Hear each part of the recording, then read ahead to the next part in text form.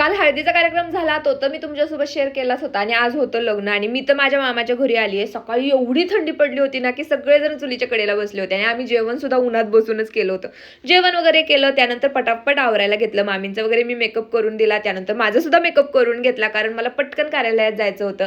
ही आहे प्राजक्ता आणि हिच्या मेकअपची ऑर्डर मी आज घेतली होती. ही ना माझ्या आत्याची मुलगी आहे. मामाची पण आहे आणि मला कार्यालयात यायला थोडं उशीरच झाला होता पण पटकन मी तिचा आवरून दिला आणि आज ना यावेळेस लग्न सुद्धा टायमिंगला लागलं होतं. 12:15चं लग्न होतं, 12:15लाच लागलं. आमचं हे पिल्लू बघा आज तुला शोधत शोधत इकडे आले आणि माझं दुसरं पिल्लू काल मांडीवरून उतरतच नव्हतं आणि आज कुठं ते खाली उतरून खेळायला लागले. आमच्या अनुबाईने आता गोंधळ घालायला सुरुवात केला होता त्यामुळे तिला मम्मीकडे दिला आणि मी आणि वहिनी इकडे जेवायला गेलो होतो. तर कार्यक्रमांना गेल्यानंतर आपले सगळे पाहुणे रावळे आपल्याला भेटतातच पण यावेळेस असं झालं की युट्यूबमुळे आपली जोडली गेलेली मंडळी सुद्धा मला भरपूर सारी भेटली आणि त्यामुळे खूप छान वाटलं. आता जस्ट असंच क्लिप काढत होतो तर आमची चिमुताई म्हणाली नीट नाही आली, पुन्हा एकदा रिटेक घ्या आणि असं करत कसा टाइम गेला हेच कळालं नाही.